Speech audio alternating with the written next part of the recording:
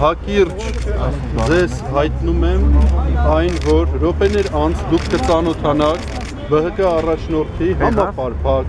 բոլոր հարցերին պատասխան տվող, խիստ քաղաքական, ծանրակշիռ, առանց ի համեմատություն այլոց ջղագրգիռ պորտկումների Հայաստանի Հանրապետության տերերի, այն է քաղաքացիների հոգսով ու դարդով համեմված լուծումներ առաջարկող ելույթի։ Մասնավորաբար ինչ կլինի, պարոն Ուրիխանյան։ Դուք այդ ամենին կծանոթանաք։ Պարոն Ուրիխանյան, սա որպես մարտահրավեր է, հերթով պատասխանում եմ, սա որպես մարտահրավեր ընդունենք ԲՀԿ-ին եւ այս պատասխանն էլ հենց մարտահրավերի պատասխան լինի։ Սա ինչ է։ Նախագահի երեկվա ելույթը եւ այսօրվա ձեր պատասխանը մարտահրավեր էր փոխադարձ։ Ուրեմն մարտահրավերը սկսվեց այն ժամանակ, երբ Հայաստանի Հանրապետության քաղաքացին այլևս կորցրեց երկրում ապրելու ցանկությունը, պարզապես անհնարինության պատճառով, բռնեց երկիրը լքելու ճանապարհը։ Մարտահրավեր է, որ 1 միլիոնի հասնող աղքատ մարդիկ ունենք եւ ես ցավում եմ, որ երեք նախագահը չանդրադարձավ ոչ մի կերպ այդ հարցին։ Ես ցավում եմ, որ երեք չխոսվեց կլանավորման, յուրայինների, թիմակիցների միջոցով բոլոր հնարավոր ձևերով երկրի պոտենցիալը գործածելու։ Ես ցավում եմ, որ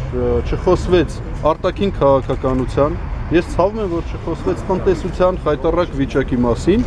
այլ պարզապես անձնավորված անձնական վիրավորանքներով նորից կրկնեմ, ապա քաղաքական այսպես խոսակցություն։ Մարտահրավեր էր, հիմա կասեմ, մարտահրավեր էր պրոբլեմը, որը երկրում հնարավորություն չի տալիս մարդկանց ապրելու։ Այնինչ տեղի է ունենում, մնացյալ ամենը ինչ տեղի է ունենում, հետևանքներ են երկրում ստեղծված խայտառակ վիճակի։ Պարոն Ծառուկյանի ելույթը դուք քիչ անց կլսեք, բոլորդ կծանոթանաք իր յուրաքանչյուր։ Մեկ-երկու հիմնական շեշտադրումները կարող եք ասել, որոնք են։ Միշտ կար այդ տեսակալամարտություն եւ այլն, բայց ինչը բերեց նա, որ նախագահը այդ տեսակ ելույթ ունեցավ։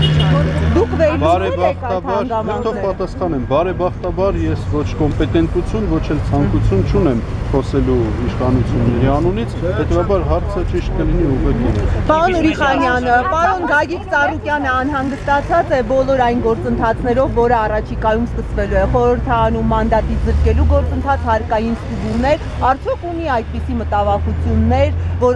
ինչ որ բան հնարավոր է այն չլինի եւ ինչ որ քրեական հանցագործություններ թաքցնում է։ Գագիկ Ծառուկյանը անհանգստացած է նրանով, որ Հայաստանում շուրջ 1 միլիոն մարդ աչքերը արցունքոտում է դեղի ու հացի կարիքից ելնելու։ Որ մարդիկ այսօր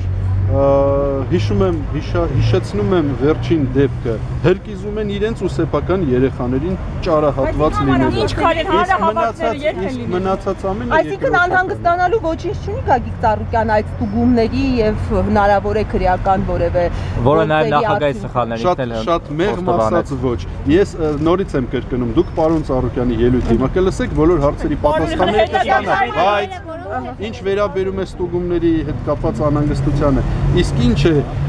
Հայաստանում մինչ այս օրենք էր խախտվում, իսկ հիմա չի խախտվելու արդեն։ Իսկ բացակայություններն ու մանդատից զրկելու հարցը վտանգում է ձեզ իրավական